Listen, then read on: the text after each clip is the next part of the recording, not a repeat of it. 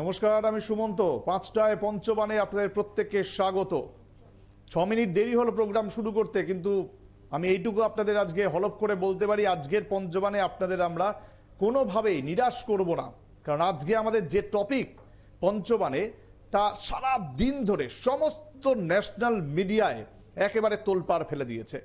সেই বিষয়টাই আজকে আমাদের রাখতে হলো, কারণ সেই টপিক যেটা বলবো বলার আগে একটা কথা মনে পড়ে যাচ্ছে। বহু বছর আগে একটি সিনেমা রিলিজ করেছিল, হিন্দি সিনেমা। সেই হিন্দি সিনেমা একটা ডায়লগ ছিল, এক মচ্ছর আদমি কো হিজড়া বানাকে ছোড়তা হ্যায়।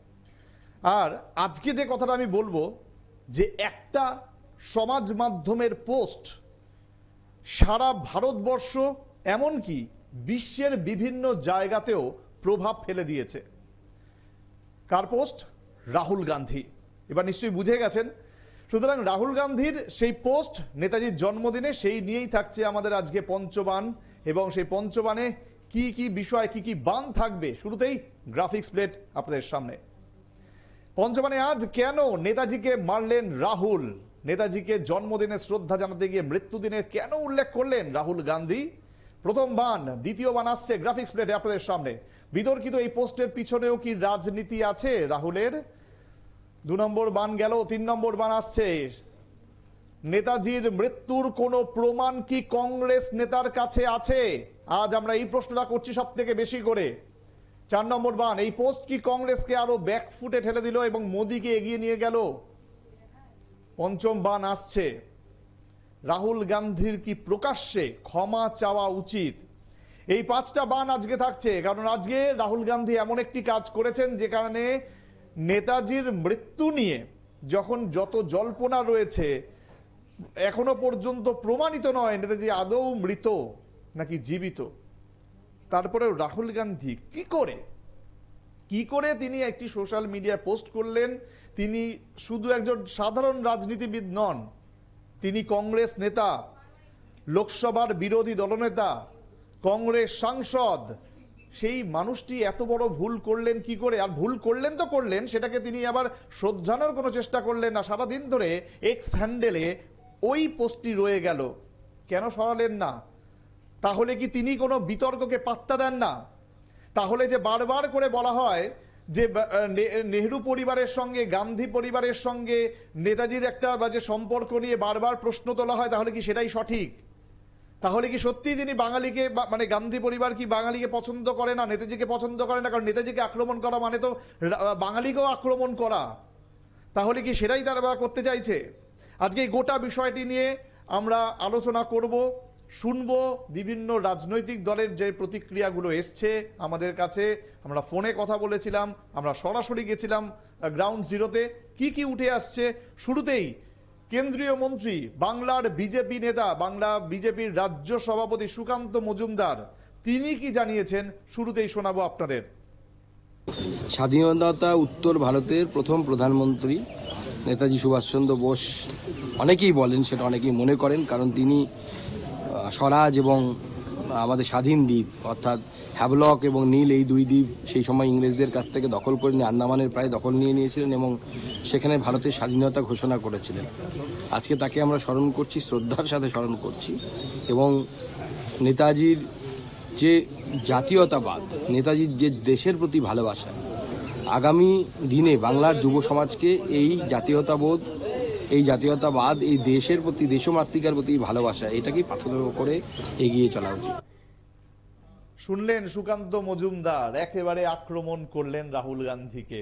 বিভিন্ন সময় বিজেপি আক্রমণ করেছে রাহুল গান্ধীকে, তার কারণ হয়তো কোনো ক্ষেত্রে বিতর্কিত, কিন্তু আজকে যে কারণে বিজেপি বা অন্যান্য রাজনৈতিক দলগুলো রাহুল গান্ধীকে আক্রমণ করা শুরু করলেন, সেটা কি নিতান্তই একটা মানে বিতর্কিত বিষয়, নাকি তার পিছনে যথাযথ কারণ রয়েছে? রাহুল গান্ধী সেই পথটা নিজেই দেখিয়ে দিয়েছেন যে আসো আমাকে আক্রমণ করো।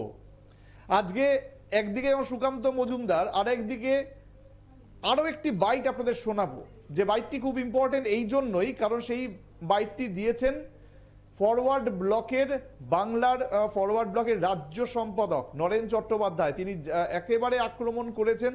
এবং মাথায় রাখতে হবে, এই ফরওয়ার্ড ব্লক যেটা নেতাজি গঠন করে গেছিলেন, তার দল, সেই দল তাকে, নেতাজিকে যে পরিমাণে সম্মান করে, প্রতি বছর কলকাতায় সাড়ম্বরে এই দলটি এই নেতাজির জন্মদিনকে পালন করে, এবং তারাই প্রথম আওয়াজ তুলেছিলেন যে একে যেন সেন্ট্রালি, কেন্দ্রীয়ভাবে একটা যেন ছুটির দিন হিসেবে ঘোষণা করা হয়, কিন্তু তা আজ পর্যন্ত হয়নি। যদিও যাই হোক, আমি নরেন চট্টোপাধ্যায়ের বাইটটা আপনাদের শোনাবো, কি বলেছেন, তারপরে আমি আলোচনায় ঢুকবো।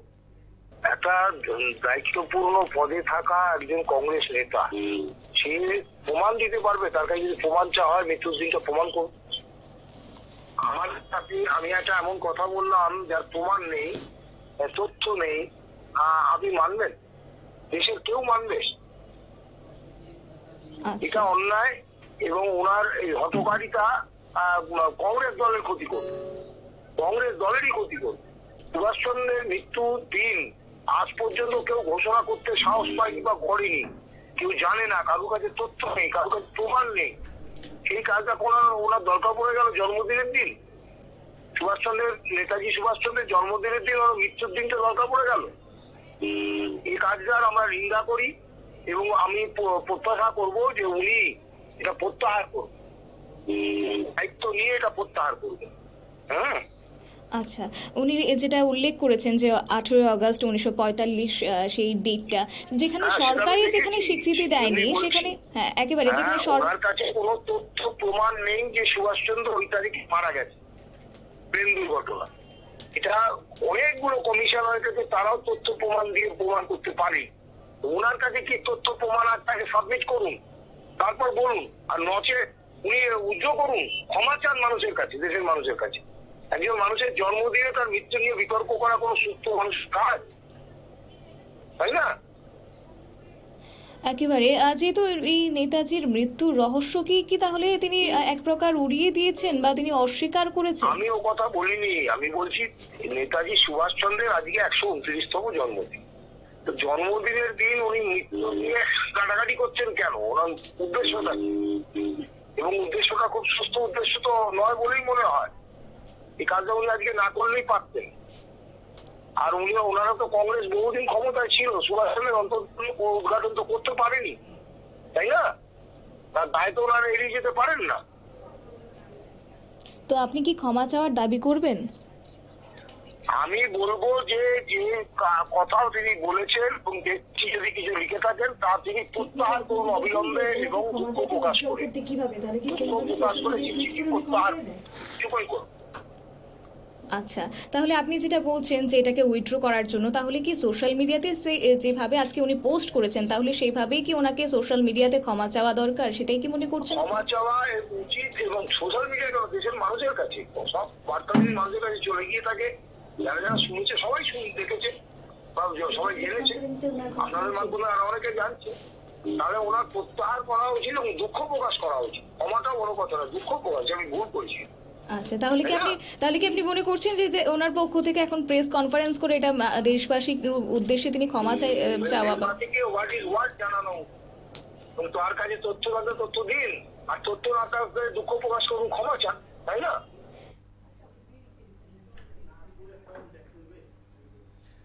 শুনলেন তো নরেন চট্টোপাধ্যায়ের বক্তব্য। আমি একটু আগে আপনাদের একটু জিনিস দেখাই যে এই মুহূর্তে ঘড়ির কাঁটা বলছে 5টা 15।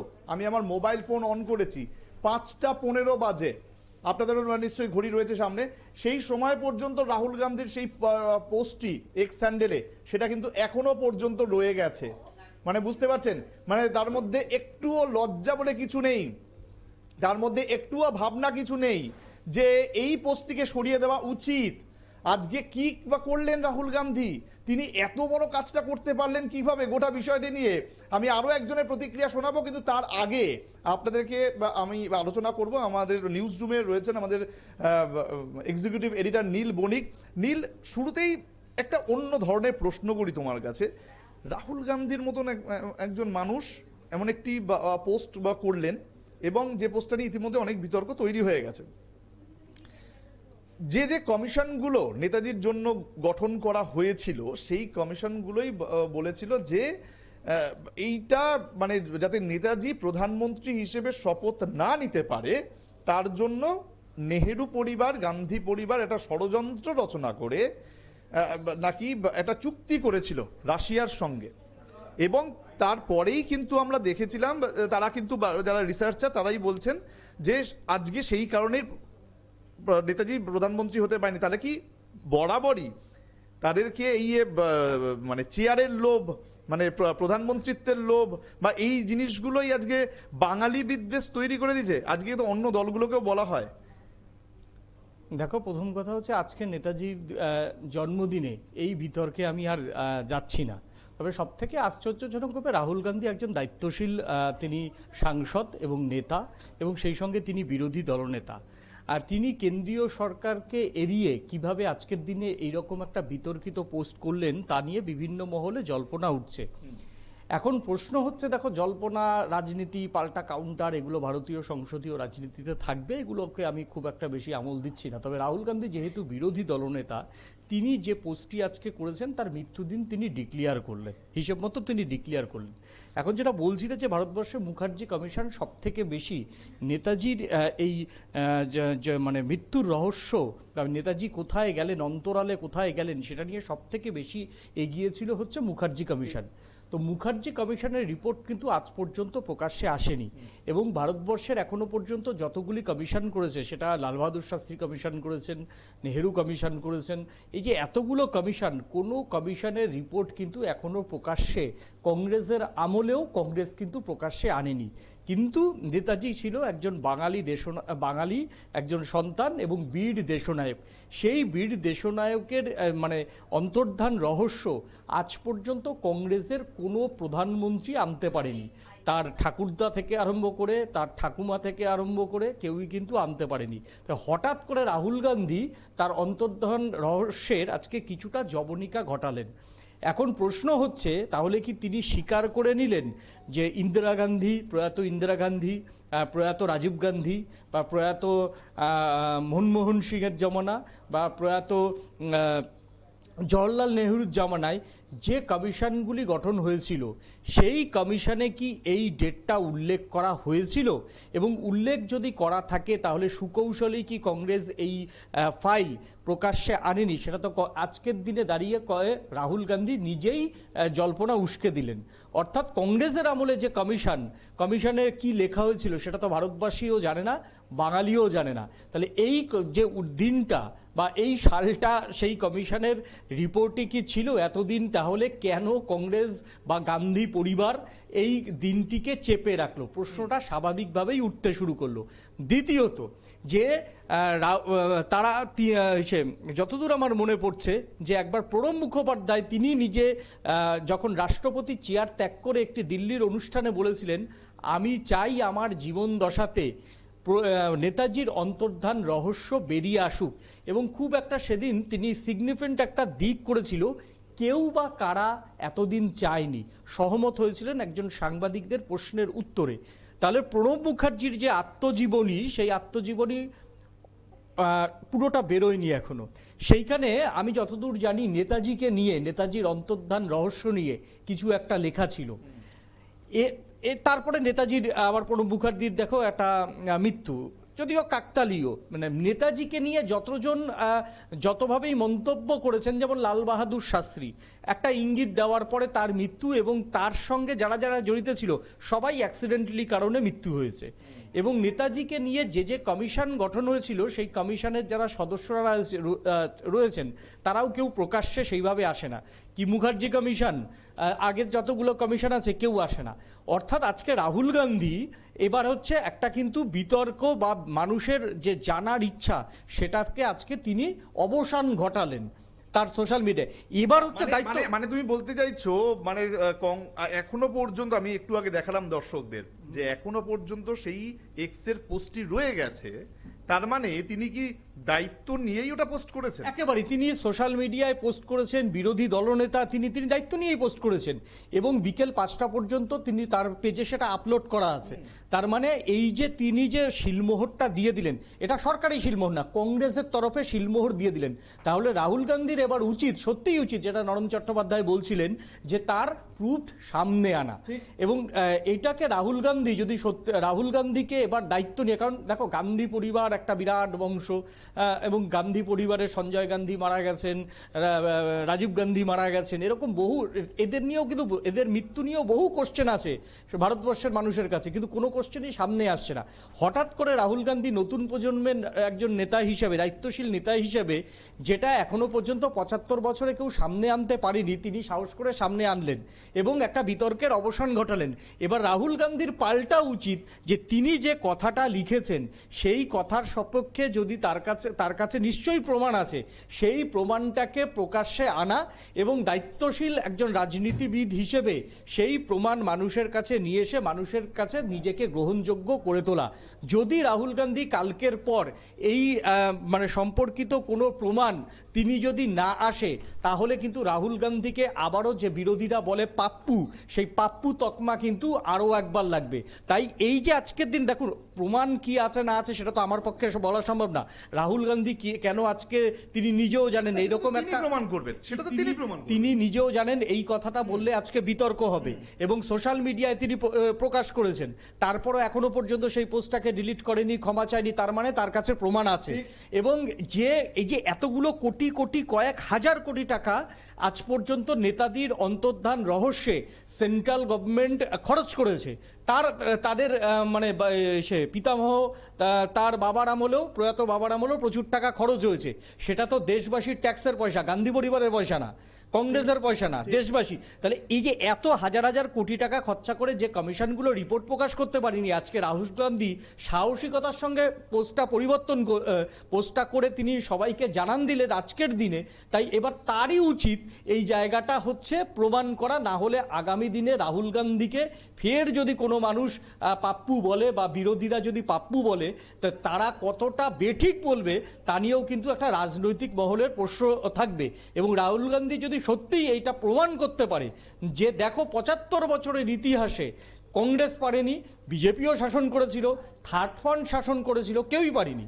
প্রধানমন্ত্রী প্রয়াত তোমার হচ্ছে নেতাজি সুভাষচন্দ্র বসুর যে এই যে জন্ম মানে রহস্য, মৃত্যু রহস্য, সেটা কেউ পারেনি। তো সেই জায়গাতে রাহুল গান্ধী যদি পারেন তাহলে সেটা তো ভালো, সবার মানে বাঙালি হিসাবে, একজন ব্যক্তি হিসাবে আমি রাহুল গান্ধীকে ওয়েলকাম করব। তা রাহুল গান্ধী নিশ্চয়ই, যদি আমাদের এই কণ্ঠস্বর তার কাছে শেষ পর্যন্ত পৌঁছায় এই প্রোগ্রামের, তাহলে রাহুল গান্ধীর কাছে সত্যিই যদি প্রমাণ থাকে, এবং তিনি প্রমাণ আছে, তার কাছে প্রমাণ আছে, না হলে তিনি এত বড় পোস্ট করতেন না। সেই প্রমাণ একটু থামাবো কারণ আমি একটু নীলকে সঙ্গে রেখেই আমি একটু কুইকলি শুনে নেব যে হিন্দু মহাসভার ডক্টর চন্দ্রচূড় গোস্বামী তিনি কি জানিয়েছেন এই গোটা বিষয়, শুনুন। দেখুন, অখিল ভারত হিন্দু মহাসভা পশ্চিমবঙ্গ মনে করে যে নেতাজি সুভাষচন্দ্র বোস তো একজন বিশেষ ব্যক্তি বা ব্যক্তিত্ব নন, তার থেকেও বড় কিছু, আমাদের কাছে আবেগের নাম নেতাজি। তো এই যে রাহুল গান্ধী বা এই যে কংগ্রেস বা নেহেরু, এরা অ্যাকচুয়ালি শুধুমাত্র ব্যক্তি নেতাজি বা তার আদর্শ নয়, এই পুরো কনসেপ্টটাকেই মৃত হিসেবে দেখতে চাই। কারণ আমরা প্রথম দাবি তুলেছি যে এই যে নেতাজি সুভাষচন্দ্র বোস, আজকে 23শে জানুয়ারি আমরা সবাই সারা দেশ জুড়ে তার জন্মদিন পালন করছি, কিন্তু সেই মানুষটাকে কেন প্রথমে কংগ্রেস ছাড়া এবং তারপরে দেশ ছাড়া হতে হয়েছে, তো সেই ইতিহাসটাও, সেই নরপিশাচদের নামটাও কিন্তু সামনে আসা দরকার। তো একটা দিন এই সমস্ত এই ভারতবর্ষের যারা কলঙ্ক আমি বলবো, এরা একটা সময় এরমও করে রেখেছিল যে নেতাজি সুভাষচন্দ্র বোসকে যুদ্ধ অপরাধী হিসেবে, অর্থাৎ কোথাও কোনো সরকারি জায়গায় তার ফটো পর্যন্ত রাখতে দিত না এরা। তার কারণ এদের মূলত যেটা ভীতি যে সেই ব্যক্তি, সেই মানুষটি যদি ফিরে আসে তাহলে এদের গদি চলে যাবে। তো রাহুল তো সেই বংশ, সেই ডিএনএ, সেই জিন তো ধারণ করছে। তো ফলে রাহুলের তো আজকে অবশ্যই, যখন সারা ভারতবর্ষ নেতাজি সুভাষচন্দ্র বসুর কথা বলছে, যখন সারা ভারতবর্ষ আজকে আমাদের নীলগঞ্জে নেতাজি সুভাষচন্দ্র বসুর আদর্শে অনুপ্রাণিত হয়ে, আমরা কতজন জানি যে সেখানে কয়েক হাজার আজাদ বাহিনীর সেনাবাহিনীকে গুলি করে হত্যা করা হয়েছে, তার ইতিহাসটা পর্যন্ত নেই। তো সেই জায়গায় আমরা অখিল ভারত হিন্দু মহাসভা প্রথম দাবি করেছিলাম যে পশ্চিমবঙ্গের ইতিহাস বইতে নীলগঞ্জের অজানা পাখিদের কথা আনতে হবে। নেতাজি সুভাষচন্দ্র বসু কেন ভারত ছাড়া এবং কংগ্রেস ছাড়া হয়েছেন, কাদের জন্য, সেই ইতিহাস আনতে হবে। এমনকি আমরা গান্ধীর ছবি সরিয়ে আমরা সেখানে নেতাজি সুভাষচন্দ্র বসুর আমরা ছবি টাকাতে আমরা আনার কথা দাবি তুলেছি। তো সেই জায়গায় যেটা রাহুল করেছে, আমি ওনাকে আর আপনি বলতে পারছি না, এটা অত্যন্ত নিন্দনীয় এবং ন্যাক্কারজনক ঘটনা। এবং আবারও বলছি, রাহুলের সেই জিন, সেই যে ডিএনএ বহন করছে, ভারত বিরোধী যে ডিএনএ, তার জন্যই আজকে নেতাজির প্রতি এত আক্রোশ ওদের। আপনারা এর প্রতিবাদে কি করবেন? আমরা মূলত অখিল ভারত হিন্দু মহাসভার পক্ষ থেকে আমরা আইনি ব্যবস্থা, আমরা আইনি পথে যাচ্ছি। আমরা এটা এত বড় অপরাধ যে আমরা প্রথমেই যাচ্ছি পুলিশ এবং প্রশাসনের কাছে, আমরা লিখিত কমপ্লেন করছি, এফআইআর বা জিডি, তার কপি নিশ্চয়ই আমরা আপনাদেরকে দেব রাহুলের বিরুদ্ধে। এবং অ্যাট দ্য সেম টাইম আমরা মাননীয় প্রধানমন্ত্রী নরেন্দ্র মোদীজি এবং মাননীয় আমাদের মুখ্যমন্ত্রী মমতা দেবী, ওনাদের কাছেও, কারণ এখানে দুটো জিনিস আমাদের মনে হচ্ছে। এক হচ্ছে, এটাও হতে পারে যে নেতাজি সুভাষচন্দ্র বসু যেহেতু ভারতবর্ষের, উনি আমাদের গর্বের সন্তান, তো তাকে এই সমস্ত দেশদ্রোহী রাহুলের মতো লোকেরা তারা টার্গেট করবে, এটা স্বাভাবিক। আর দ্বিতীয় আরেকটা জিনিসও আমাদের মনে হচ্ছে যে নেতাজি হয়তোবা আমাদের পশ্চিমবঙ্গ অর্থাৎ আমাদের বাঙালি সন্তান ছিলেন বলেও কিন্তু এই রাহুলের মতো যারা দেশ জাতির মধ্যে বিভেদকামী মনোভাব সৃষ্টি করতে চায়, তো বাঙালি হওয়ার জন্য নেতাজি তাদের আক্রোশের কারণ হতে পারে। তো মুখ্যমন্ত্রীর কাছে এবং প্রধানমন্ত্রীর কাছে আমরা আমাদের এই বাঙালির যে সত্তা, তাকে আক্রমণ করার যে প্রবণতা রাহুলের, আমরা সেটাও উল্লেখ করবো ভেবেছি। একেবারে পরিষ্কার করে বলে দিলেন যে তিনি আইনি পথে যাবেন। আইনি পথে গেলেই হয়তো ব্যাপারটা এবার সামনে আসবে, কি মনে হয়? দেখো, সেটা আইনি পথে তারা একটা আলাদা স্বতন্ত্র একটা সংগঠন, তারা আইনি পথে যাবেন, সে বিষয়ে আমার কথা। আমার প্রশ্ন হচ্ছে একটা জায়গায়, যে ৭৫ বছর জেনারেশনের পর জেনারেশন, বিশেষ করে মানে আজকের দিনে উত্তর পূর্বের কথা, কোহিমাতে প্রথম আজাদ হিন্দ ফৌজ সে তার শক্তি পরীক্ষা দিয়েছিল এবং ভারতবর্ষের জাতীয় পতাকা তুলেছিল, যে কোহিমার কথা বারবার কংগ্রেস বলে। তো সেই যে এই যে উত্তর পূর্বের সঙ্গে একটা নেতাজি সুভাষচন্দ্র বসুর সম্পর্ক ছিল, উড়িষ্যার সঙ্গে সম্পর্ক ছিল, গোটা ভারতবর্ষের তিনি নেতা ছিলেন। সেই নেতা হঠাৎ করে মানে কেমন যেন একটা গুম হয়ে গেল, তারপর আজ পর্যন্ত সেই নেতার কি হলো এটা কেউ জানতে পারলো না। এইটা প্রথম কথা হচ্ছে, মানে ৭৫ বছরের ইতিহাসে সবার ব্যর্থতা, এই ব্যর্থতা সবার। প্রথম তো গান্ধী পরিবারের সব থেকে বড় কথা, কারণ তারা সব থেকে বেশি দেশ শাসন করেছে। কারণ নেহেরুই একমাত্র পারত নেতাজির অন্তর্ধান রহস্য তোমার হচ্ছে বার করতে।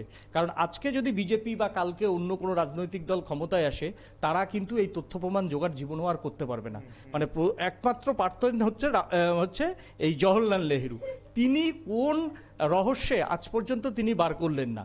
তো সেই আমলের যে অন্তর্ধান রহস্য আজকে কার্যত একটা টুইটের মাধ্যমে পরিষ্কার করে দিলেন রাহুল গান্ধী।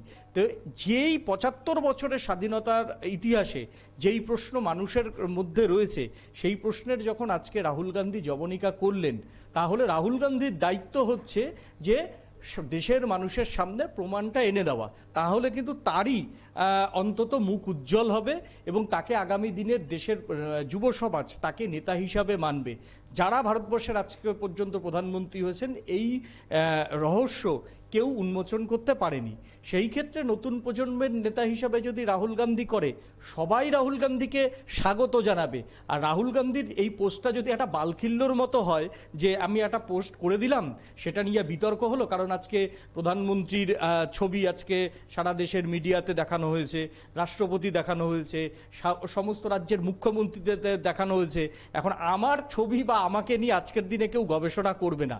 শুধুমাত্র এইটুকের জন্য যদি তিনি আজকে এই বিতর্কিত পোস্ট করে, তাহলে গান্ধী পরিবারের সদস্য হিসাবে রাহুল গান্ধীকে কিন্তু এই বাঙালি 14 কোটি বাঙালি কিন্তু রাহুল গান্ধীকে কোনো ক্ষমা করবে না। হয়তো কংগ্রেসের যারা লোক রয়েছে, কংগ্রেসের মধ্যে একটা অংশ কিন্তু আজকে আমি অনেক কংগ্রেসের মানে যারা পড়াশোনা করা সাংসদ, প্রাক্তন সাংসদ, অধ্যাপক, তাদের যখন এই প্রশ্ন করছিলাম বারবার আপনাদের কি মত, সবাই হাত জোর করে বলছিল যে এই নিয়ে আমাদের অন্তত আজকের দিনে কোনো বিতর্কিত কথা বলবো না, বুক থেকে বেরোবে না। কারণ নেতাজি, তাদের বাধ্যবাধকতা আছে, রাহুল গান্ধীর বিরুদ্ধেও বলতে পারবে না, তাহলে দল থেকে লাথি খাওয়ার একটা ভয় থাকবে, আবার বাঙালি হিসেবে নেতাজিরও বিরোধিতা করবে না।